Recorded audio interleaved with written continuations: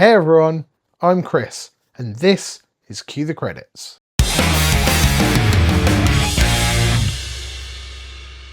Welcome back to Cue the Credits, the home of everything physical media, boutique Blu-rays, and the art of collecting. Now, physical media and collecting and boutique Blu-rays don't survive without movies, and this video is a little bit different. We aren't talking physical media, we are talking movies. One movie franchise in particular, and that is Mission Impossible. Now, I hope you're sitting down for this one, but I have never seen a Mission Impossible film. Not one. Now, obviously, I'm aware of the general premise of Mission Impossible. It is Tom Cruise performing impossible missions. And I know the set piece where he's on a zip wire and he's got a little bead of sweat and it's like all tense. But apart from that, I have never got the chance to sit down and watch all of the Mission Impossible films. I've even got a chunk of them on physical media. Here's Mission Impossible 2 and Mission Impossible 3 on these pretty rad Blu-ray steelbooks.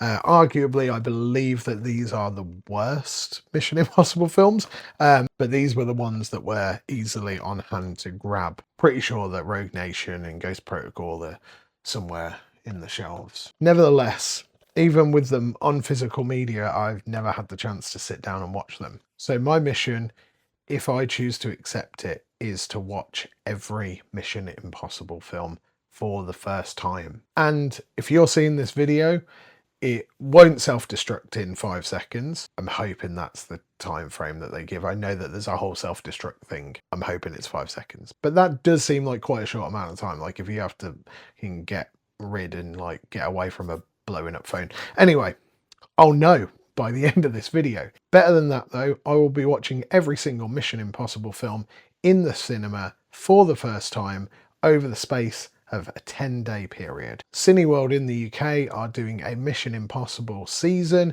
and I thought, what better time to watch these films for the first time than on the big screen where they were absolutely intended to be seen. So it's safe to say I'm pretty excited to finally check out these films. As a massive movie fan, action fan, and obviously physical media fan, it's going to be really good to finally tick these Mission Impossible films off the list. I'll be honest, it's a little bit daunting. I thought November was going to be reasonably chill for movie watching after October was just absolutely nuts.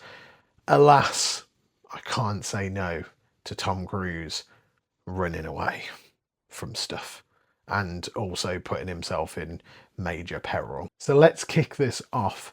I'm ready, I'm rested, and I'm excited to watch the Mission Impossible franchise for the first time in the cinema. This is going to be really interesting. I know there's some highs, but I also know there are some pretty low points as well. So without further ado, let's get into me watching these films. I have stitched it together in a way that I hope is really enjoyable to watch. So we're going to go from a handheld cam of me in the car just before the film talking about what I know, and then we're going to cut back to right here so I can talk you through the notes that I made. These are going to be more like bullet pointy, me just talking through the various like things that popped out in the film and my opinions on those rather than a full rundown of the whole film. And then after that, another handheld straight out of the cinema with my after the credits thoughts so you can hear exactly what I was thinking. Sound good?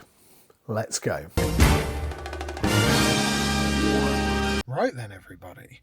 I am in the car. This is the day one or night one. As you can see, it's a little bit dark. Thankfully, I've got a lot of light coming from outside and I've totally forgot the microphone. So hopefully this isn't too bad of a sound is the main thing. So we're going into Mission Impossible 1 to start with. The only thing I really know about this is it's a Brian De Palma film. So that's good. I mean, it should be actiony. It's the start of the franchise. It is a spy film, which is good. And it has the scene where Tom Cruise is on the zip or on the line and he sweats and he nearly like sets off some alarms. That's about it, really. I'm really intrigued. Like, apparently this is going to be one of the good ones. Well, apparently most of them are good ones. So I'm quite intrigued. I'm excited for it. all of these videos are going to be kind of dark for the handheld stuff because each of these films are being shown at 7 p.m, which is fine for the weeknight ones, but it's a Saturday right now. Hey, why can't we have a midday one? I'm getting old. I appreciate an earlier morning screening, but I'm going to go in there. I will check back in with you guys after so you can have my straight out the door thoughts of Mission Impossible 1. All right, so we're back in the, I want to say studio, but it's not. We're back in front of the shelves. We're not in a car. It's time to talk Mission Impossible #1, or just Mission Impossible. But before we actually get into that, I need to just nerd out with you a little bit on general cinema nerdiness. Seeing the old school British certification board come up at the start, it's not been redone. I was like, you know what, that is so cool. I just loved it. So I just had to gush about that a little bit with you. This film does not waste any time getting into it. It was one thing that I just wasn't expecting. There was no slow build, no 20-minute setup. Brian De Palma was like, here's the team, here's the mission, oh, and here's a boatload of tension. Let's get to it. And that has got to be applauded. Going into this, knowing that I've got to watch 8 of these films for the first time, this really just straight into everything. It really got me situated and it just vibed straight away. Talking of vibes, the theme. It's going to be a running point throughout all of these segment videos, I'm sure. But wow, that is, oh, it's so good. It's so good. Wait a minute, let's just play it for a minute. And that's enough because of copyright. Obviously, it's an iconic theme, but hearing it in the cinema, experiencing it that way just was another level. I also can't talk about the Mission Impossible franchise without talking about Tom Cruise running, and it starts here. It's only kind of slight and it's a bit of a but it's still technically running. So talking about him running, let's talk about the restaurant scene. I was not really prepared for this at all. I was like, oh my God, thank goodness he's been saved and he's can chat to this gentleman and they're going to have a lovely time. And then, oh no, they're all double crossing each other. There's so many little double turns and all of that. I was not having any of it. And then the fish, the poor fish. Why? What have they done? They were just having a lovely swim in this restaurant and then they are just by Tom Cruise's feet. And this is, of course, where we get the first bit of Tom Cruise running. Final couple of notes. Jean Reno popping up.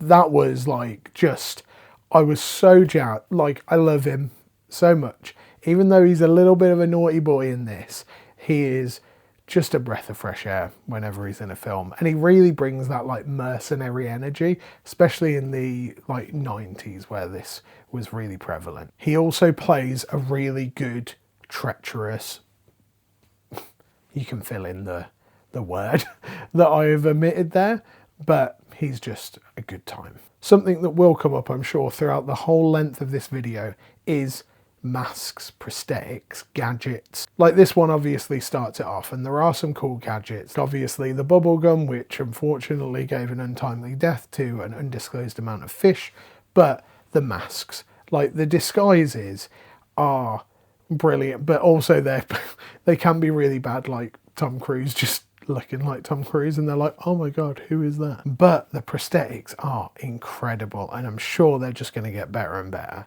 as we go on. And finally, my final big note was, of course, the CIA sequence.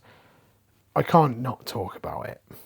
That is one of the most iconic shots in action cinema, I'd say.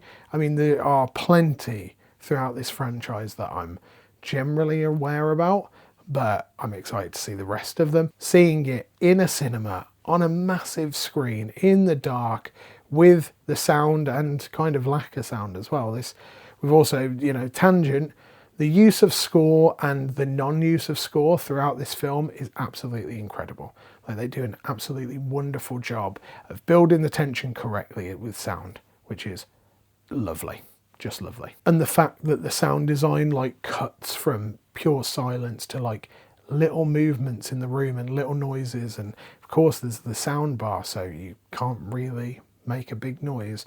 It is tension at its finest, and I thought that I was going to be like, yeah, well, I know that there's 8 other movies, so whatever. I was on the edge of my seat. It is so well done, and quite honestly, it might be a perfect action set piece spy scene. It deserves every single bit of praise that it gets. So that was my notes on the first Mission Impossible film. Personally, for me, it was a 4 out of 5. It had little bits that held it back, but this was an incredible 90s spy thriller. And I know from talking to friends when I've been discussing this challenge that this is kind of the really spy film, and then it just goes into a different level of films. But I was really, really impressed with it. So let's cut back to me in the car to see exactly how I was feeling right after the film ended. And I'll see you back here soon. And I'm back. Straight off the bat, I gave it a 4 out of 5. You know what? I don't know what I was expecting, but it wasn't that. Like, that was really, really good. The only scene that I knew was the like zip wire one, and that I thought was the kind of climax moment, but actually it's right, well, not right in the middle of the film, but it's definitely like quite central. First off, I mean, the benefit of seeing it in the cinema is we had the old certification board logo, so there isn't a new one, which was quite cool, and that's just me being a film nerd, being like, oh my god, it's the old one. It gets straight into the film. It's like Paramount logos and boom, you're straight in, you're in Kyiv, which is, I mean, yeah, that's grand. Cast-wise, I knew Tom Cruise was in it, obviously, because it's Mission Impossible. I knew Ving Rhames was in it as well, but I thought that he came in later films. I didn't realise that he was in this film. Also John Voight's in it, which is great. Emilio Estevez also was like right at the start of the film, and he gets an uncredited performance, which was interesting because I was like looking through the credits for him, but not credited, though he is a key part of the squad, which is strange, to say the least. Also, Jean freaking Reno! Like, I would swear, but I don't want to get, like, any strikes on this video, but my god, Jean Reno is... I did, like, a little... Unfortunately, if you're watching this and you've already seen Mission Impossible, then you know that, well, you know. All in all, though, that was a really fun time. That was a really fun, like, 90s spy romp, which is kind of what I've been told the first one was. So it didn't disappoint, but it built a wonderful world, all of this IMF stuff, and it's made me kind of want to see the rest of them, or at least, you know, get more information in the world. So I'm really looking forward to tomorrow. I know that 2 and 3 are like a little bit iffy, but if that's kind of how we're starting, I mean, you've got to fumble it pretty hard. And number 2 is directed by John Woo. I'm struggling to understand how these next 2 are going to be questionable. But also I haven't seen the later ones, so, and they're apparently meant to be amazing. So it's, you know what, I'm really excited that I'm doing this challenge. So, you know what, let's see what happens. I will see you right here tomorrow. Back again for number 2. So Sunday night, a little Sunday night movie. I have no idea about this one, apart from it is a John Woo film. I saw a slight spoiler potentially, because Cineworld put up like a top stunts and there was some water, like there's a water hole, but I quickly clicked off it. So yeah, I'm going in super blind. I know the poster's orange, I think. That's about it. So yeah, let's see what it's all about, and I'll see you afterwards, and we'll get my final thoughts. Remembered the mic this time, so hopefully, well, it's the noise that you are used to rather than a bit questionable. See you after. All right, moving on to Mission Impossible 2. Which honestly feels like it's in a totally different universe. Like, it is a sequel, but is it really? it's so tonally different. We open with Tom Cruise doing a like free climb on a big rock face. It's kind of like he's auditioning for some like X Games stuff. It looks really rad, but also it's kind of just really off kilter. And then as soon as he gets near the top, we start hearing the guitar cues from like the Limp Bizkit theme that is in this song, and it just teases you through, and then you actually don't get a payoff until the end credits, which is a little bit frustrating. Then of course we go through a couple of different set pieces before we get to this mountain car chase between Cruise and Tandy Newton. This is of course what was parodied in Austin Powers, or it has to have taken some influence from it. And it is like so over the top, and I think that's where this tone change happens, with it being just so crazily over the top, and we're not even like really into the movie yet. The cast is an absolute who's who of early 2000s actors, and the script is just full of bluffs. There are just so many bluffs in this film, it hurts my head. And then a few just quick points that I noted down throughout the film. There is a Scottish man saying "G'day," which is just, yeah, I nearly burst out laughing in the cinema. It also wouldn't be a John Woo movie without doves, and didn't get any. Well, we got pigeons, which pigeons are technically doves, but not the white doves that we would be used to. So I was like, oh, there's pigeons. And then there is a scene where a dove comes out of fire, like surrounded in a gold hue, like it is the second coming. And oh, it was just, this film is so stylized, but it is, whoa, God, it's not good. And then, though we got it a little bit in Mission Impossible 1, we really start to get the Tom Cruise run cemented down in Mission Impossible 2. Also, Brendan Gleeson's in this, didn't realise about that, and that was a real, like, he is a cool cat in the year 2000, and it is always pleasant to see him pop up. There is also just a really mad, like, not kung fu, but it's a martial arts scene, like right at the end, kind of the big battle between the big bad and Ethan Hunt, and it's just, it's so off kilter, like it looks strange, Cruise doing all these martial arts bits, and it just, oh, it's just weird. Like, it's such a chaotic movie, but it was kind of a fun time. Yeah, it's just really weird. I personally gave it a 2.5 out of 5. I think that's being relatively generous. Like, it's still kind of enjoyable time, but it's like, when you've set the bar so high with Mission Impossible 1, for this to be the sequel, it's just, yeah.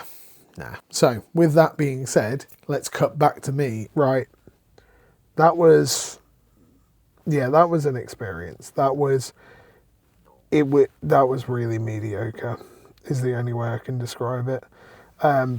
Number 1 was a really good time. Number 2 was 2.5 out of 5. There was some really good bits, but like, there was just a lot of stuff that didn't hit properly and just felt out of place. Like, Tom Cruise was good.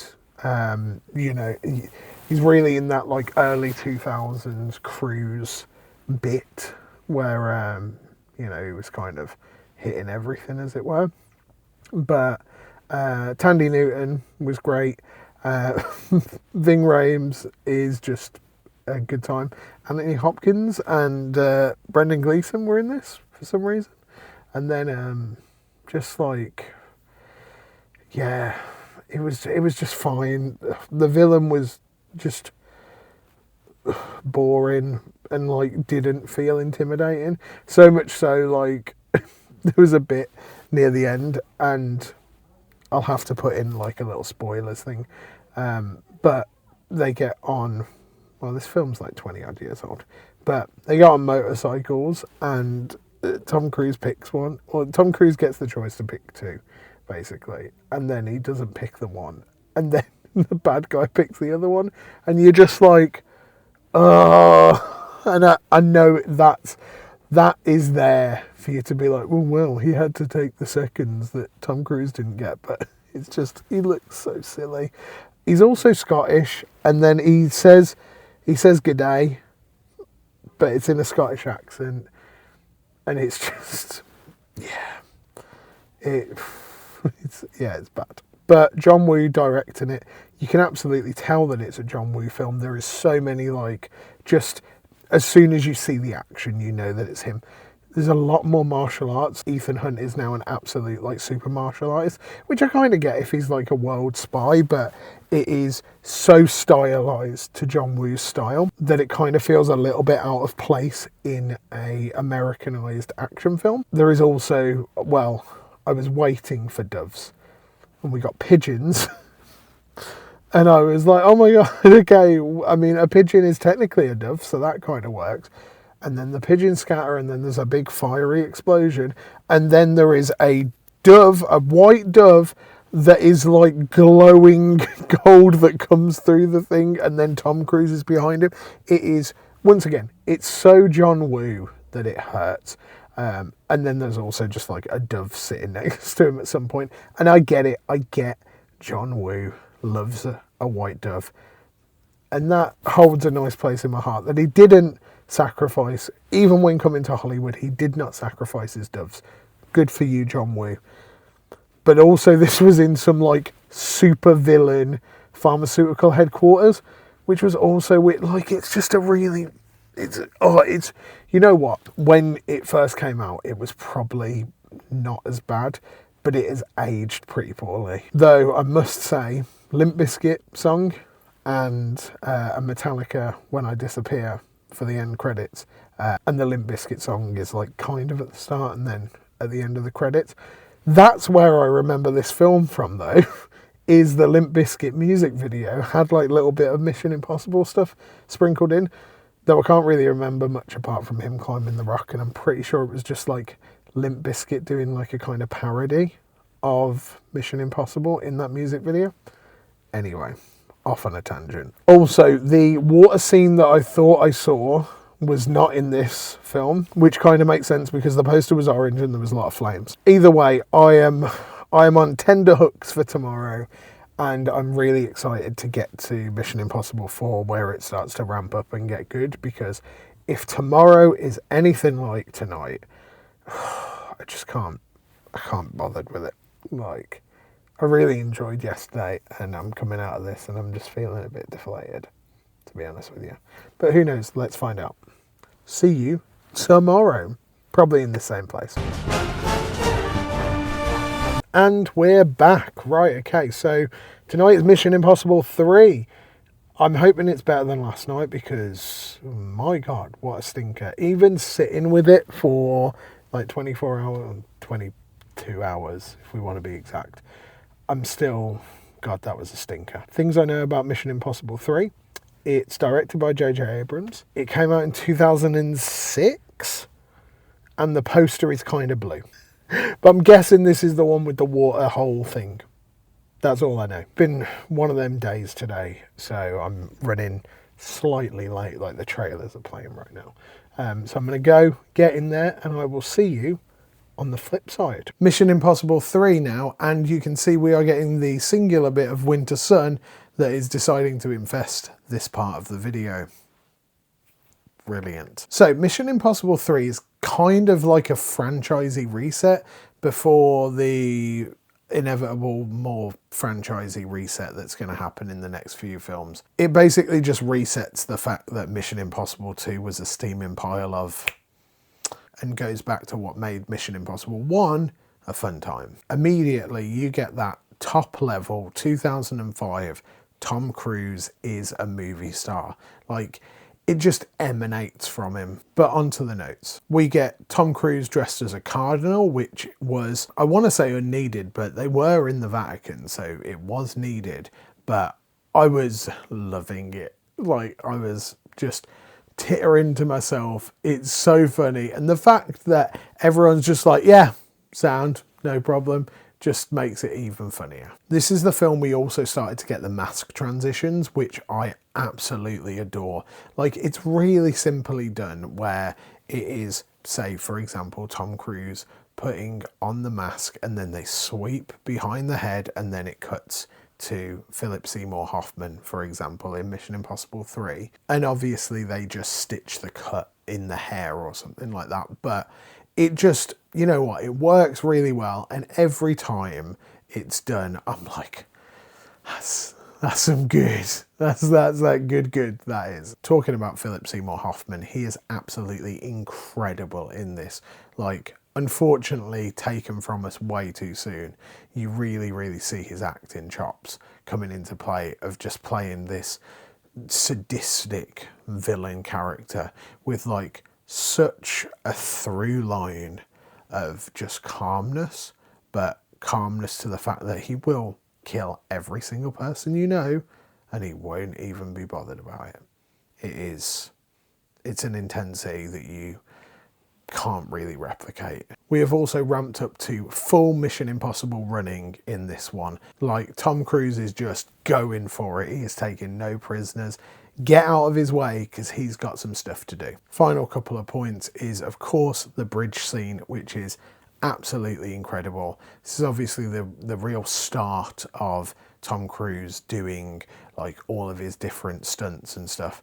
And this is quite a chilled down one, but it's incredible to watch. There is something to be said for the set pieces in this franchise just so far in these last 3 films, where you are just like, this is incredible, the stuff that they do. Then the only thing that I can note as a semi-negative point is this film was dark. Like, I'm not sure if it was a projection issue in the screen that I was watching it in, but it was the same screen that I watched 7 out of the 8 films in. So probably shouldn't have been. But just to note, it was a very dark movie. There were points in it where I was just like, what? What's happening? Which is a tad frustrating. Either way, I gave this a 3.5 out of 5. Not as good as Mission Impossible 1, but way better than Mission Impossible 2. And I'm so ready for Ghost Protocol. Let's cut back to me in the car to see my out of the cinema thoughts for Mission Impossible 3. And then I will see you back here for Ghost Protocol. Well, that was a bit of a banger, wasn't it? You know what, I wasn't expecting it. After number 2, I thought it was going to be a bit of a grind to get to like number 4, where, you know, it went super blockbuster and all of that. But that was a really good time. You can absolutely see the tone shift. Like, from the start, you know you're in the mid-2000s. Like, it's grittier. You can definitely feel the J.J. Abrams on it, even though it's an early venture of his. And I don't know what we were doing in the mid-2000s. Everything was so dark, like so many, well, not so many parts. It was dark, but there was quite a few parts in that where I was like, what's going on? Oh, there's lights everywhere. But all in all, it was good. Slightly long. And it was going from like set piece to set piece to set piece, but that's not necessarily a bad thing. Like, it was a fun action film. Gave it a 3.5 out of 5. Still, the first one is the best one out of the 3. Seeing them back to back to back like this, you see that evolution of Tom Cruise. And he's just a movie star, isn't he?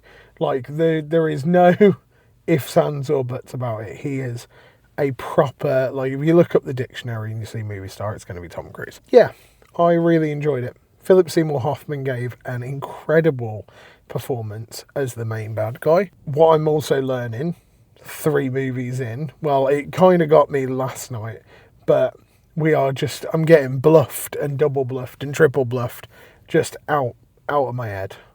And it's a bit nuts. But it's fun because I'm not seeing it coming, and even things that I'm thinking would be a movie trope aren't happening. Like, full spoilers, when he gets to his wife in the hospital at the end, I was half expecting her to be injected with this new bioweapon, which I don't know whether that's in my head because of Mission Impossible 2. Maybe that is why, and I watched that last night. But I kind of thought that was going to be a thing, and then they were going to be like, oh my god, no, she's infected. But that would have been a bit silly, because Tandy Newton got infected last night. Anyway, Mission Impossible 3 is in the books. Got got a 2-day break now. Nothing on Tuesday, nothing on Wednesday. Back here on Thursday for Mission Impossible Rogue Nation. I think that's number 4. Also, before I sign off, there was no like water hole thing. I don't know whether I've been faked out by this thing that I saw on Cineworld's Instagram, or maybe it's happening in a later film. I kind of need to get off my like water hole soapbox because it might not be happening. And there was parts in this film where I was like, oh, this is when it's going to happen. But it didn't. So yeah, we've got the Mission Impossible 4. Can't remember. I'm pretty sure it's Rogue Nation. I'm excited to go into like this new generation of Mission Impossible films, which is kind of weird to say because I'm pretty sure the next one was like a shorter amount of time after Mission Impossible 3 than 2 was to 3. I'm going off on tangents. I'm going to sign off for tonight. I want to get home, digest this first trilogy, come back Thursday fresh, because that is going to be a Thursday, Friday, Saturday, Sunday, Monday to get through the final 5 films. It's going to be an interesting one. I will see you next time. And I'm back. First off, I made a doozy, didn't I? I was going on at the car segment last time. You know what? Sorry, tangent. Some like I'm wearing a tie-dye green Vans hoodie, as you can see there. It's not a colour that you would normally wear. And there's a bloke that's just walking across the car park with a tie-dye green hoodie. Not a Vans one, but still. What are the chances? If he's going to Mission Impossible as well, that's going to be well embarrassing. Anyway, so, first off, let's call out the doozy that I made. I kept saying Rogue Nation, Rogue Nation, Rogue Nation for Thursday's film. It's Ghost Protocol tonight. I saw it on the little calendar pop-up and I went, oh my God.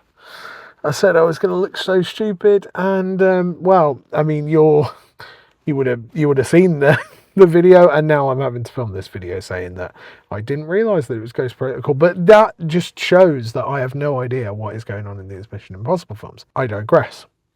So, Ghost Protocol, I mean, even if it was Rogue Nation, I don't know what happens in that one either, but I definitely have no idea what happens in Ghost Protocol. Yeah, I know one of them has a thing in Dubai, on the Burj Khalifa. I guess that might be this one. 2011, relatively big Middle East thing. Maybe it's this one. Either way, I'm excited to go in. It has been a hell of a week, so I need to get in there. The trailers are on at the moment, but needed to make sure that I checked in with you. I'm excited for this one, though I am very tired. So I'm conscious in the back of my head that this is an over 2-hour film. But I'm sure once I get in there, I'm going to get that cinema adrenaline. Well, I hope so. I've heard good things about these later Mission Impossible films, so let's get in there and I'll see you when I get out. Ghost Protocol. I feel like this is the point in the franchise where they were like, right, okay, we need to properly reset this and we want that IMAX money. And you know what? I'm really gutted that I never got to see some of these films in IMAX because I bet it was absolutely incredible. That Burj scene, I'll talk about it in a minute, but wow. Of course, Ghost Protocol came 5 years after Mission Impossible 3 and was a semi-reboot to the reboot's the wrong word. It was just like a reinvigorating of the franchise when potentially Tom Cruise wasn't coming back onto it because, let's be honest, that 2005 to 2011 period was not good for Tom Cruise. But he's back. He's back as Ethan Hunt, and these next few films are going to be such a fun ride to talk about. So let's get into these notes. Right off the bat, Sawyer from Lost turns up, and honestly, it just really confused my brain a little bit. I was like, what's Sawyer doing in here? But, you know, of course, you know, 2011 makes sense. But Josh Holloway was so good and kind of made me wish that he didn't meet the unfortunate end that he did in this film. Like, I would have really enjoyed seeing a little bit more of him in this Mission Impossible world. Opening titles got an absolute glow up and they look so good now. Like, it's just, yeah, it's done very well. It's done very well. I think maybe my favorite one, the fact that they do like a light the fuse and then the fuse goes into the top. Oh, it's just, yeah, it's so good. Just the start of this film is pretty brilliant. The Josh Holloway bit and then the prison, just, yeah, there's a lot going on and it is very good. Doing a quick hop, skip and a jump, of course, we've got the really cool like hallway projection thing, loved that. Then also we of course get a really good cruise run running away from an exploding Kremlin. So I mean, that was great. Not the explosion bit, the cruise running bit. Then we must talk about the Burj Khalifa. This, watching it in the cinema for the first time, like obviously I've seen clips because how can you not? But seeing it in the cinema for the first time, like I said, I wish I would have got to see it in IMAX, but it is breathtaking. It makes your stomach sink. It is just an absolute achievement. And Cruise has got to be applauded for these stunts because it is next level. Just the contractual bits and bobs that they have to get with the building and then the production crews is, you know, beyond me, but seeing it properly, the full scene, oh, I loved it. Absolutely loved it. Then we get like a little bit of chilled talkingness, but it's still intense. And then we go into like basically a thriller because there's a massive sandstorm and we're like winding through this sandstorm. Brad Bird does such a wonderful job at like figuring out claustrophobicness in streets and it feeling really tight and constrained and you just don't know what to do with yourself. You can't really see anything. No one else can see anything. Cruise can't see anything. You're just about getting a little bit of it. It is just, oh, it's a masterpiece.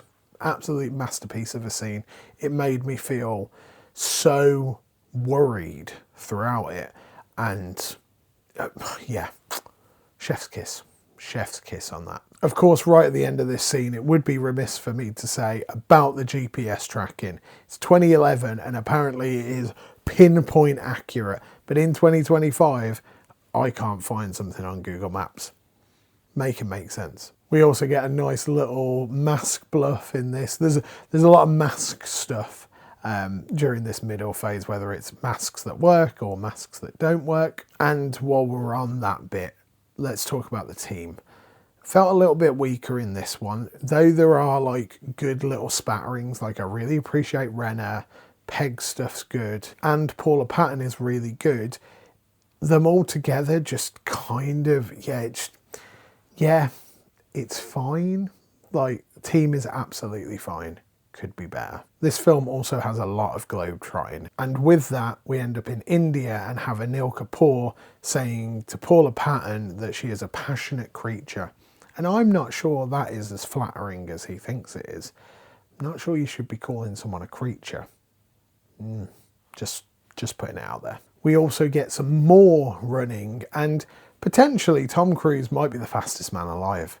Don't tell Usain Bolt, but I'm just, yeah, he's very fast in the end of this scene. With all that being said, Mission Impossible Ghost Protocol was a 4 out of 5 for me. It really brings the franchise back to that like 4-star level where you know what you're getting, you're gonna have a good time, and it's exciting to see where the rest of it is going. So let's get back to me in the car, see what I thought about it right after coming out of the cinema. I am out. This light is making this video look so much greener than it, I mean, it's pretty green anyway. Anyway, Mission Impossible Ghost Protocol, number 4. Now, this was an interesting one. 2 days out of the Mission Impossible original trilogy, and I was, you know what, I was kind of expecting big things. This is the final Brad Bird film that I needed to see, so I've finally completed all of his filmography, which is kind of cool. Now this is a good film. I kind of feel like it was a little bit overhyped just in the general psyche. I'm probably going to be sitting around about a 4 out of 5, maybe a 3.5. Like, I'm really wanting to love it, but it wasn't, like, it's not bad. But did it blow me away? Like, there was certain things that did blow me away, like the Burj Khalifa scene, obviously, but I saw parts of that. Like, there was a lot of this film that I'd seen, and I think it's so rooted in pop culture, and it was for like the early 2010s, like this absolute spectacle of a film. Like, I knew about the opening with Josh Holloway, or Sawyer from Lost, and that whole thing. I knew about the Kremlin scene with the hallway, then also Cruise running away from the Kremlin. Hell, him running away from the Kremlin was in a video that I watched a couple of days ago, and this film got released 14 years ago. And then obviously the Burj Khalifa scene, because it is astonishing, and you've kind of got to give it the dues that it deserves, because the feat of a movie star like Tom Cruise doing that, like actually being hung up outside the world's tallest building, is nuts. But also the way it is filmed, the way that it does make your stomach turn with like just how flipping high it is, and the way that they make you know that they are over 120 stories up in the air is like, yeah, it's crazy. But even to the point of like following on from that Burj Khalifa scene, but even following on from the Burj Khalifa and staying in Dubai, there's the sandstorm that like kind of turns into a little bit of a thriller, and it's shot so well. And you know what? Now I'm talking about it. Does it get a 4.5? Maybe. We'll see. I'm going to sit on it. All in all, it wasn't a bad time. It's better than Mission Impossible 2. That's like it's my benchmark at the moment. It's enhanced it. I didn't really like the team as much here. Like, having Ving Rhames just come in for like a little cameo really ticks me off, because though I love Simon Pegg, Ving Rhames is the guy in the chair, and I want more Ving Rhames. Either way, I'm excited for the next 4 nights. I know that we've got Rogue Nation tomorrow night. Once again, don't have a clue about that. I know that Henry Cavill is in one of the ones coming up, and I think that's Fallout, because it had to have clashed with the Justice League, and I'm pretty sure Rogue Nation came out in 2015. So that's too early for the Justice League. So I'm hoping, I'm guessing Henry Cavill is in Fallout, which is Saturday's film. So I'm very looking forward to that. Have no idea about Rogue Nation. So yeah, I'm going in so blind to these, but it's been a fun ride. I will see you in the next part. And we are back on day 5. This is Rogue Nation Day. Honestly, what I'm hoping for is a better team. I didn't really like the Ghosts. What I'm hoping for is, one, a better team. Didn't really dig the Ghost Protocol team. More Ving Rhames. Don't want him just in a cameo, to be honest with you. And yeah, just some really cool stunts. I'm excited to see what like the evolution of the stunts is. But yeah, that's kind of where I'm at. Don't really know much, and yeah, let's go. I'll see you on the flip side. So, Mission Impossible Rogue Nation, and I've got to apologise for the dip in like lighting and then no lighting. Filming in November in England is a challenge when you don't have studio lights or anything like that. So yeah, getting on to the notes. Rogue Nation, in my opinion, starts with one of the best message openers in the whole franchise. I think it just sets the tone, like it feels really cool, like I was all in on it. We've also got Jeremy Renner back in Rogue Nation from Ghost Protocol, and I really feel like his deadpan is working like 10 out of 10 in this film. Like, his delivery has been brilliant, and he plays really well off Tom Cruise. Obviously, I'm pretty sure he was meant to take the reins in Ghost Protocol, and then it got switched around. So I like the fact that in Rogue Nation, we really got him a little bit more fleshed out and really felt that character development of what he was going to provide to this franchise. Talking about this franchise though, at this point, I've got no clue who's good, who's evil. There's like been about 1 million double bluffs that I've watched and triple bluffs and single bluffs, and I'm doubting everyone, like absolutely everyone. I'm like, you seem like you could be a little bit dodgy. Also, I'm not sure how much it's come through in this video, but I'm a big Ving Rhames fan and I love him in these films. But in this, well, in the last one, it was kind of nowhere to be seen. In this one, I was like, well, he's been shown right at the end of the last one, so he's going to be in this one. At like 60 minutes, and I checked my watch, I literally noted down, where's Ving Rhames? And I don't know, I might be some form of like wish granter or something, because a minute later, Ving turned up and I was like, yes, okay, lovely. But also, why are we waiting 60 minutes to get Ving Rhames in it? That's the real question. But I'll take away the fact that I might be a magician.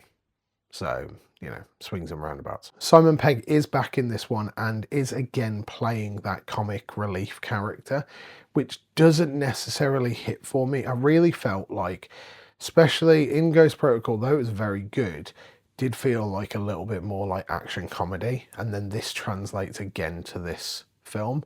It's a little bit of a weird one where it feels like a much lighter tone, with it being a 12A and the other ones being like 15s and things like that, UK ratings that is. It just felt a little bit off kilter, and I want more action thriller in my spy films than action comedy.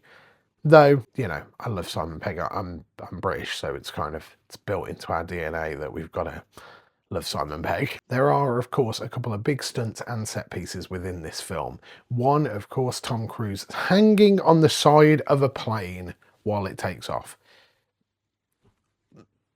I mean, he was up a building, and the Burj Khalifa scene is, of course, obviously incredible. This time he's just holding on to the side of a plane. Now, I've seen the behind the scenes, obviously he was strapped in, but still, it's intense. And you know what? These stunts and these set pieces feel so much more because, one, you know that he's done them, and two, you are seeing everything in camera. You're not seeing any CGI or anything like that. Obviously a little bit to take the line that he was connected to out, but it is phenomenal, absolutely phenomenal. But on the other set piece was the little water hole tunnel things, cyclone cylinder. I can't remember what they actually call it, but basically Tom Cruise got to jump into a water tunnel thing and then got to go and take something out from a computer. Either way, this is a really cool set piece, but there is a chunk of really, really bad CGI. Now, personally, I'm not here to tell them how they could have done it better, but it just looked a little bit choppy. Like there was really good bits and then it was spliced in with really like, oh, CGI. We'll politely move on from that. Then right near the end of the film, we get a scene where quite a few characters that I will discuss in a moment are sat around a table just talking. And this scene has no reason to be as intense as it should be. After 5 films, knowing there's another 3 coming, it is just nail biting. Really, really, really well done. Like, you can cut the tension with the knife, and that is of course helped by Tom Cruise and Simon Pegg being able to play together, but also playing off Rebecca Ferguson and Sean Harris, which Sean Harris, easily one of the most effective, coldest villains in this franchise. Like, I know I said Philip Seymour Hoffman was brilliant, but Sean Harris is just next level cold. Like, he is playing it so well. Absolutely love his villain portrayal. And of course, Rebecca Ferguson is absolutely iconic in this franchise. She plays the part so well. I'm really excited to see what else she pulls out within these films. Just a brilliant portrayal of this specific character. And that is Mission Impossible Rogue Nation. A 4 out of 5 for me. I think it just sits a little bit lower than Ghost Protocol, to be honest with you, but they're both really on the par that it sits in that 4-star range, which is really nice for a franchise that we've pretty much for all but 2 of the films, well, we got about 60% 4-star approval rating. I'm just blabbering on now. Shall we cut back to the car and see what I thought right after getting out of the cinema? And I am out. First off, I've been doing this for 5 nights now. This is the 10th car video, and I've only just realised that I can rest this camera quite comfortably on the steering wheel, so I don't have to hold it. So, new angle. Either way, Mission Impossible Rogue Nation, number 5 in the Mission Impossible franchise. That was a really fun time, though we have kind of got out of them being like spy films to just being action comedy with a little bit of thriller in, and I'm hoping that the last 3 kind of lean back into that thriller side of things. I don't think they're gonna. Either way though, this was a really enjoyable time. The plane scene, which is of course like the go-to stunt, and that is the big stunt in this, is done within like the first probably 5 minutes. Maybe not even that, which is kind of good and bad. The spectacle piece being done right off the bat just kind of lose a little bit of the excitement, because you're like, well, I know that there's nothing big coming. Though, and I've been talking about it since like Mission Impossible 2, I finally saw the watery thing that I saw spoiled, or kind of got spoiled for me, and I kind of forgot about it, or just didn't really bother with it until I saw like a general like schematic of it, and I was like, oh my god, it's the water thing. So that was good. I'm glad that that's been ticked off. And to be fair, that scene was really good until the end, when it got like a little bit weird, like 2015 CGI. All in all though, really enjoyed Rebecca Ferguson's performance in this. Also, Sean Harris as the villain was really, really good. Annoyingly, I went and spoiled the next 3 films for myself by clicking on Sean Harris's Letterboxd profile and seeing all the posters for the rest of the Mission Impossible films. So that is absolutely A1, great. Won't be doing that for the next 3 films. But I was intrigued because I was like, God, he's a good actor. I'm sure I know him from something. Mission Impossible Fallout is up next, and I'm ready for Henry Cavill's moustache that ruined a whole production of another film. I'm hoping that we get it a little bit darker. Either way, let's see what Fallout is all about, and I will see you here tomorrow. Okay, so we are back, and feel like this is, well, first off, it is day 6, so this means Mission Impossible Fallout. Now, I do know a little bit more about this, annoyingly, obviously, from last night. I know that the big bad from Rogue Nation is obviously going to be in this one, but I also know that the main man, Henry Cavill, is sporting a big old mustache, and I know that he has a thing where he goes, oh, oh, ah. But that's basically it. I'm not sure about the stunt, but as soon as it starts, I'm probably going to be like, oh yeah, of course, I know that. That's about it, really. I'm intrigued. Like, going into this, I thought that Fallout would have meant like a fallout from the last film, but considering everything kind of got wrapped up in a little bit of a bow, doesn't really mean that. Like, the IMF is back now. Like, everything's kind of looking all right. They got the big bad, but maybe they haven't got the big bad. I'm excited to see what they do. It has been a very busy Saturday. I haven't checked the runtime of this, but I'm hoping I can power through it. Let's see. Number 6, Mission Impossible Fallout. Let's go. Mission Impossible Fallout. I'll be honest, the notes right at the top said, the vibe has changed, which kind of tells you exactly what you need to know. Like, it is immediate that we've switched up from the last 2 films. Not crazily, but as I was saying before about this action comedy tone, that's kind of taken aback, and we're back into like a more thrillery spy film, which is exactly what I asked for. Maybe I am a magician, but honestly, I was hooked from the start, and that obviously helps with the cast going through the title card. This cast is absolutely stacked. Like, wow, just, you've got a bit of everyone in this film, which is, I mean, as a viewer, I'm more than happy with. So getting in some of the set pieces, first off, we've got the bathroom fight scene with obviously Cavill reloading his arms, which, you know, it's been memed, it's been laughed at, but in the moment in that cinema, I was like, yes, reload those arms. Just Henry Cavill's good guy. He's very good at what he does. But this scene does build on that intensity. It's really ticking all the boxes that you want in a spy thriller. You're not sure who's who's going to survive, how are they going to get out of this one.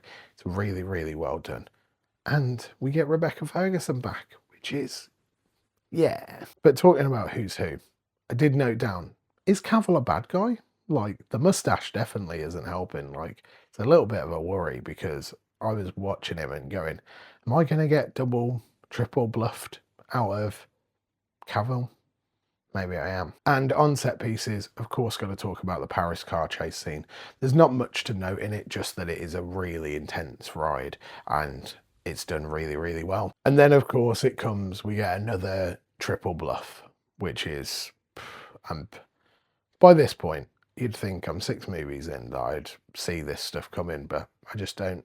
Maybe it's because I switched my brain off and want to enjoy these films, but yeah, bluffed again. Another time check in this film was it took 95 minutes to get to a proper Tom Cruise sprint, which personally is too long. We should have been in it more. But when he sprints, he sprints. A couple of location bits that I noted down. We are fully welcome to London in a multiple different ways.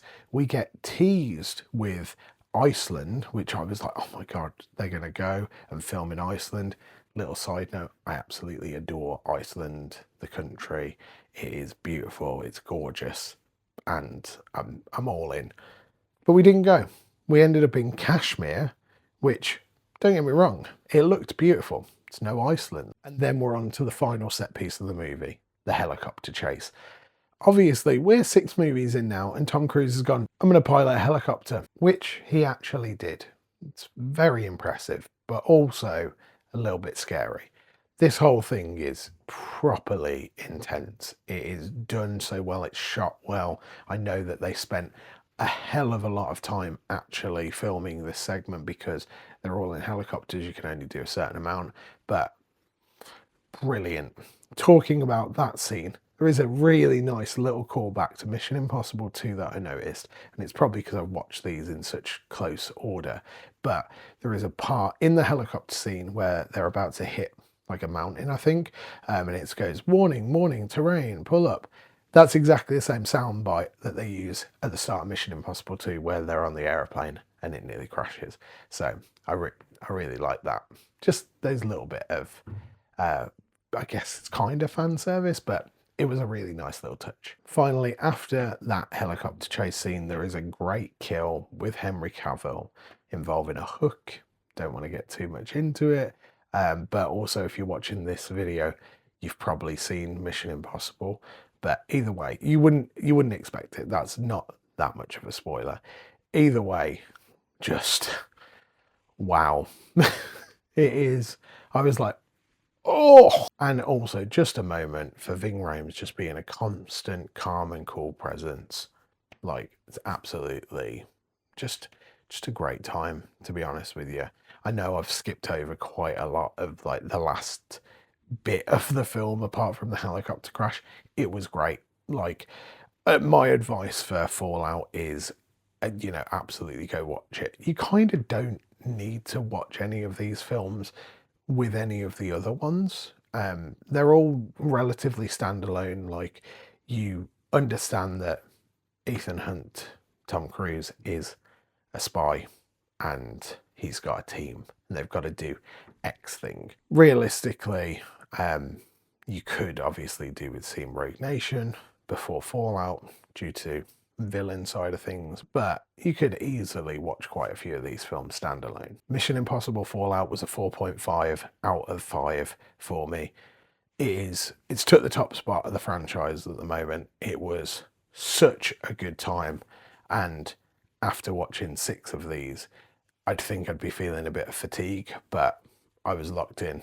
It was a really, really good time. So let's check what Past Me thought in a car when getting straight out of the cinema. So that did not disappoint in any way. I am loving being able to rest this just here because I can give you that full range of hand motions because I've got to obviously reload the arms. Let's start off with Cavill. Phenomenal. Justice League looking weird with his dodgy like CGI top lip was absolutely worth it because that was 100 times better than Joss Whedon's Justice League. I am going to be hard pressed, and obviously I'm just fresh out of the cinema, but that could be one of the best action films ever made, potentially. It just didn't let up. Straight away you are getting a tone shift from the last few movies, which has kind of sat more in like the action comedy rather than a spy thriller. This kind of went a little bit more back to the roots. I mean, there was lots of different callbacks to earlier films. There was a really good Mission Impossible 2 callback. Kind of know a little bit about Mission Impossible now. What can I say? Ving Rhames is getting and looking old now in these films. This is 2018. I don't know how he's going to be holding up in Dead Reckoning and The Final Reckoning, because that's like 5 to 7 years later. Sean Harris was brilliant again as Solomon Lane. You've got like Angela Bassett in here. Also, Wes Bentley's just there right at the end of the film. It is an absolutely stonking cast. The action scenes, like I said, it just doesn't let up. There is car chases in Paris, which felt like it went on for like 30 minutes. There's like a little bit of respite, and I mean like a couple of minutes, and then it just starts up again. It is great. Like, it is a 4.5 out of 5. It's the highest rated Mission Impossible yet. My only gripe, and this isn't with the film, it is with the cinema. We are on Saturday night. This film started at 7 p.m. With trailers, it started nearer to 7:30, so we're getting out around about 10 p.m. Someone brought their 2 like 10-year-old kids to this. First off, don't think it's a movie for 10-year-olds, but I got shown RoboCop like when I was under 5, I think, so probably can't really comment too much on that side of things. But still, these kids were just talking and like making racket, and I feel like such like an old man yells at cloud. But why are you bringing your kids to a Mission Impossible film on a Saturday night? And when they're being loud and disruptive, why aren't you telling them to quiet down? Like, multiple people around had to tell them to shush. I was far enough down that wasn't really landed on me, but also like it would have been really disruptive and really loud for me to be like, shh, like 7 rows behind or something like that. Either way, Mission Impossible Fallout is a win-win. I am now so intrigued for what they do with Dead Reckoning and The Final Reckoning. What's the next play? But also I'm feeling quite tired. So 2 more to go. 2 more to go. I will see you tomorrow. We are back once again, and this is the final. Not the Final Reckoning though. This is the final 2. We are currently due to go into film number 7. So Sunday night, Dead Reckoning was meant to be part 1, but then it wasn't part 1. So I, once again, don't know much about this. I know that Hayley Atwell's in it because a couple of pals have said, oh, this is a really good one because of Hayley Atwell. Pretty sure from trailers from years ago, this is the one where he does the motorbike jump off the cliff. So that's kind of where I'm at. Everything's looking pretty shipshape in the world of the IMF at the moment. So, I mean, what could go wrong? All I know is that this one is a slog. These next 2 are pushing 3 hours. I'm in my own like little bit of Mission Impossible because I've got this, and then I've got to travel really far for work tomorrow and then come back down and then do The Final Reckoning. It is the most first world problems, but I'm feeling it mentally. I'm a little bit stressed out about it, but we're on the final 2. We can do this. So I will see you after Dead Reckoning. Mission Impossible Dead Reckoning Part 1.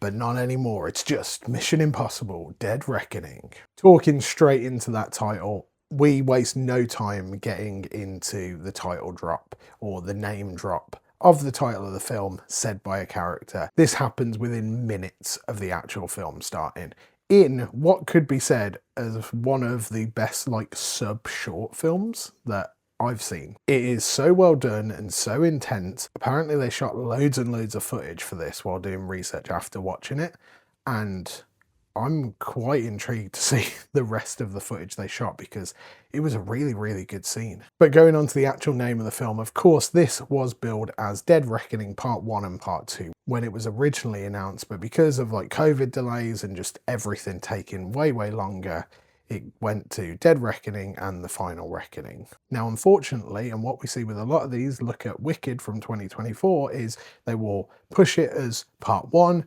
for the theatrical release. Then once we get to home video, by that time it's dropped, so it's just that name. But the title card hadn't been edited for this. I'm not sure if it's edited for home video, but if you're buying or if you bought the Steelbook on release and the general Amarais on release last year for Dead Reckoning, you'd still get a Part 1. Kind of annoying for the OCD, kind of glad that it's not in here because I would be seething. Anyway, off that tangent of the Part 1 of it all that we're experiencing at the moment in cinema, let's get on to the villain. The Entity, an AI superpower, is absolutely terrifying. Like, we're living firmly in a world of AI at the moment, and this was really unnerving to watch. As I've noted before, having that thrillery aspect, that worried aspect, is paramount in these films, and The Entity delivers that. Like, it is so unnerving to have the Entity floating around and doing its thing. Yeah, it made me feel uncomfortable for a lot of the film. For like what it touches on and what it can do, thought it was a very interesting way to do like an overarching villain. So getting into the actual film, we've got the good load of set pieces, as we always do. First off, we have a massive airport scene in the Middle East, which is actually filmed in Birmingham, which is effectively my closest home city. So I was watching this going, oh my God, I know that place. Oh my God, I know that place. How did they manage to do that? And it was just really cool, like just to gush a little bit about it. I loved being able to see my home city in such a massive blockbuster. Obviously saw the production photos coming out while they were filming, but you never know how that's going to translate into a feature film. But it was really, really cool. But also kind of interesting because you're like, that's not the Middle East. But during this whole time, they are trying to get a specific key that opens a specific lock to get a specific MacGuffin. And during this time, there's many times where Ethan gets the key and I'm like, put it in your pocket. Like, you're just holding it or you're putting it somewhere where it could fall out, put it in a zip pocket, especially near the end of this film. You're just like, come on, man, this is a really important key, please. We also get, for what feels like a good half an hour plus of a car chase, which features some mad stunts, some like little tongue-in-cheek moments. It features Paris steals a big like ATV style truck. And I must say, in the cinema, this sounded, and I'm sure it's going to sound great on an Atmos system, but it sounded so mean, like just all imposing of a truck. And that was a really big takeaway for me, that there was a little bit of terror put in to that car chase, like our main protagonists were actually in danger, which is kind of what you want, right? You don't want to be like, well, they're going to get out of this. And during that whole scene, obviously Paris, played by Pom Clementif, is just stealing the show. She's not a mute, but there's a lot of facial stuff going on. She only speaks French throughout, these films, and she is playing it brilliantly. During that car chase, of course, there is a lot of cars, and basically, well, throughout this film and for the last couple, probably the next one as well, BMW is just everywhere. Like, I'm talking everywhere. So I'm just like, how much have you paid to be the car of Mission Impossible? Because no one else is driving anything apart from BMWs, unless it's like a funny little car. So yeah, that's a thing. Then my final couple of bits is Kittredge is back. That was a nice little bit of like blast from the past. Then finally, the train going off the end of a bridge and basically mimicking Jurassic Park 2, The Lost Worlds, like buzz scene, but just making it like 100 times more intense and like up in the ante with each different car they get into. It is done phenomenally. There is chunks of CGI which obviously we're not expecting someone to put Tom Cruise in a train car that's falling off a cliff, but it was really good. Also, side note, Hayley Atwell's in this basically replaces Rebecca Ferguson, which I would rather not. Hayley Atwell's really good, but I feel like there's a lot of her character beats that were meant for Rebecca Ferguson. Just, yeah. But she's really good in it. Gutted that Rebecca Ferguson's not in it anymore. And that is Dead Reckoning Part 1.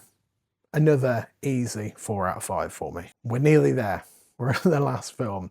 Let's check in with me after the cinema again to see what I thought. And I'll see you back here for the final one. And I'm out. Wow, that was a ride. That kind of didn't feel like a 2:45, I'll be honest. It was relatively well paced actually. Now, first off, Hayley Atwell, who I knew that was going to be in it, was really, really good as Grace. Must say that off the bat, as it were. It was interesting to see some old characters come back, i.e. Kittredge. That was a really interesting one. Like, of all the people that you could bring back, that's who you're bringing back. But I guess it kind of makes sense because he is slimy. Really interesting part is the airport in Abu Dhabi is actually shot in Grand Central in Birmingham, which was really cool. But also it kind of took me out of it a little bit because I kept looking for various bits and how they dressed certain areas. But it is just still so rad to see somewhere that I was like last week in a blockbuster movie. Never gets old. All in all though, it needs to be applauded that after 7 films, they can still keep it feeling fresh and like innovating on different ideas and not having like similar, I mean, there is similar stuff, like there's always double and triple bluffs and various fake outs and stuff like that, but it's keeping you engaged, which is the main thing. Like the stunt sequences were great, the chase sequences were great, the train sequence at the end is basically like they looked at the Lost World, Jurassic Park, and went, hold my beer, we can do it better.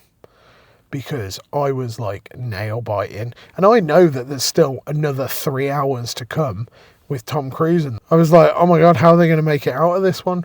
The stunt jump was great. Obviously I knew about that. They were obviously showing this in trailers, I'm pretty sure in IMAX, but it was without the CGI being done, so it was just on a ramp. And I must say that CGI kind of looks a bit bad. I can't imagine that it is going to look great in 5 or 10 years, but it serves the purpose. Like, it looks incredible when he goes off the cliff on the pike, and because you know that he's done it in person, I mean, that helps, obviously. All in all, to wrap up this, because honestly I want to get home, I'm tired, I thought it was really good. I am excited again for the last one.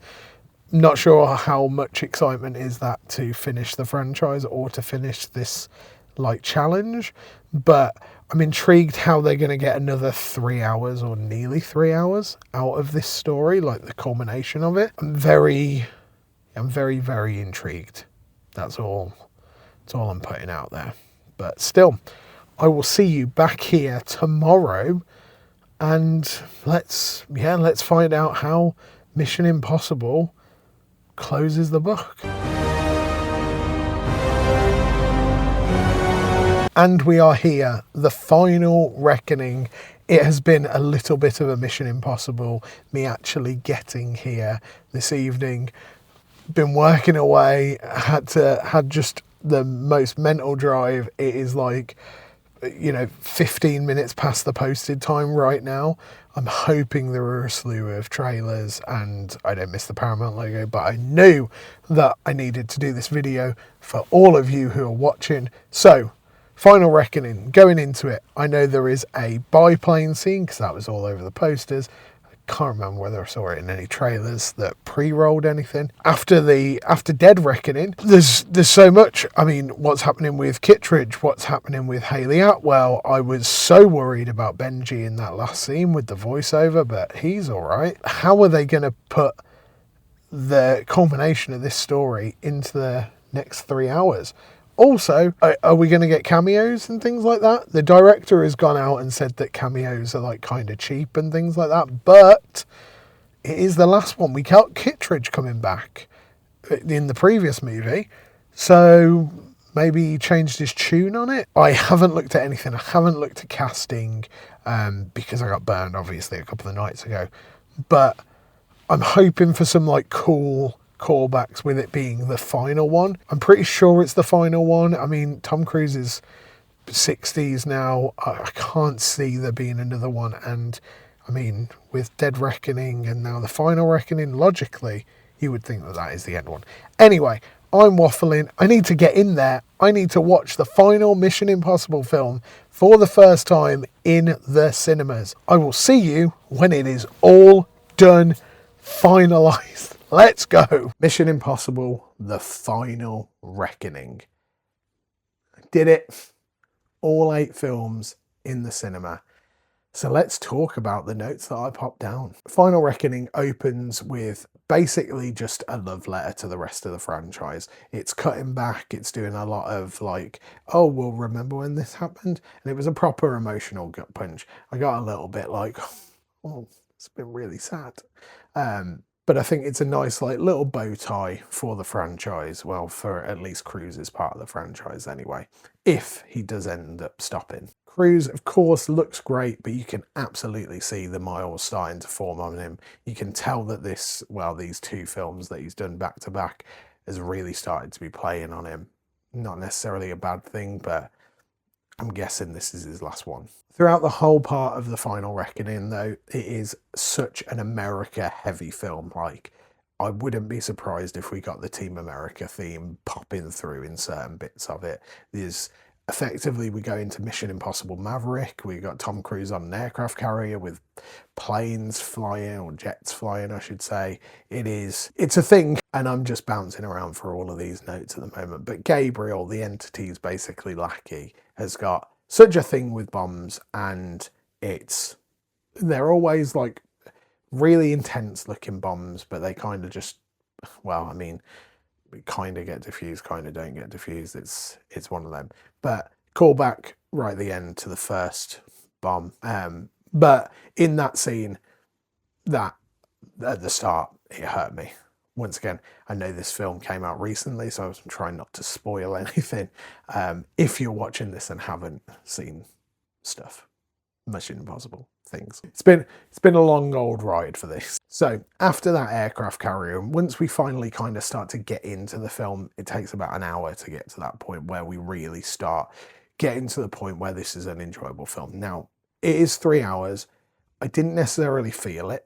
I went into this really tired and like just feeling poor, but it's a good time. Though the first hour kind of didn't need to be there. Obviously there were certain plot points, but you really start ramping up once you get off that aircraft carrier into potentially the campest sub known to man. It is exactly what you would expect a parody of a submarine crew to be. I am not disparaging it though. I absolutely loved all of the submarine stuff.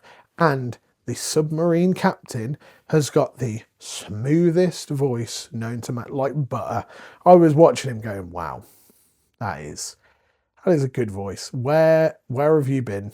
And how can I listen to more of your voice? And then once we get to Ethan actually having to get the big MacGuffin in another sunken submarine, that is a good 15-20 minutes of like barely any sound, just tension.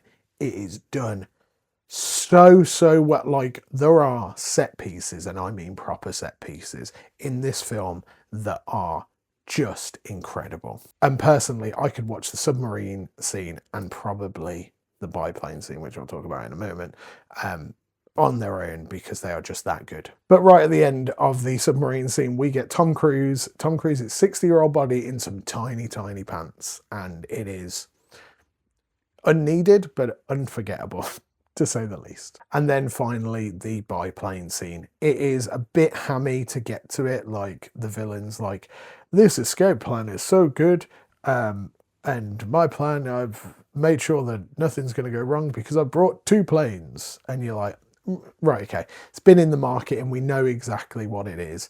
But by no means is it a bad time. The biplane sequence is incredible. Just like how it's done. It is just, you're like watching it and going, how? And then it ends with a great kill. An absolutely incredible kill, which you're like, yes. But by the end of it, I'm asking, is this actually going to be the last one? Like, is that it for the Mission Impossible franchise? Is that it for Ethan Hunt's character? Is Tom Cruise finally hanging up the jacket? Because the end kind of leaves it a bit ambiguous. So you're just kind of like, could it not be? We've just got to wait to find out. I'm still not having a 4K Mission Impossible collection, so that's what I'm waiting for. So Mission Impossible, The Final Reckoning was a 4 out of 5 for me. It was a really good ride and done. Let's cut back to me in the car to tell you what I thought while coming out of the final Mission Impossible film after watching 18 hours plus of Tom Cruise running around being a spy. I'll see you back here for the outro. I just had to like sit here for a minute. I'm not sure if that's to reflect on the Final Reckoning or to just reflect that the challenge is now over, which it is. Like, as you can see from the like condensation windows, it is just past 10:30. Just for the record, it did manage to make it in on time. They were doing like the super long length of trailers, which, you know, it's been a bit annoying for the past few days, but, you know, really saved me on this one. But it's done. Mission Impossible franchise completed, watched for the first time in cinemas. I'm tired. I am tired. I got emotional during that. Obviously, spending that much time with the characters, you do build up a connection. So you have that emotional connection with them. So when certain things happen in this film, you know, it got to me. Realistically, though, not a massive amount of substance. There was a lot of flashbacks. There was a chunk of exposition. There was so much stuff where you were just like having to suspend my disbelief. But that being said, I can safely say I really enjoyed that. It wasn't like an absolute masterpiece, and because of those reasons, like, it knocked it down quite a bit. And by quite a bit, I mean it was still like a 3.5 star movie. It was 3 hours where I didn't really feel like it was 2 hours. I like had a time check and pretty much hit 2 hours on the dot. And I'd say that was pretty good going, to be fair. But yeah, there was a lot of suspension of disbelief. There's just a lot to unpack, and I'm going to take some time. I'm going to think about it. You'll obviously see like the full thoughts and everything in like the bit before. I'm so glad to have finally watched all of the Mission Impossible films. It was such a fun ride. It had its highs, it had its lows, but all in all, it's a pretty stellar franchise with realistically one miss in Mission Impossible 2. And then this one, though a bit questionable, it wasn't awful. Nowhere near Mission Impossible 2 awful.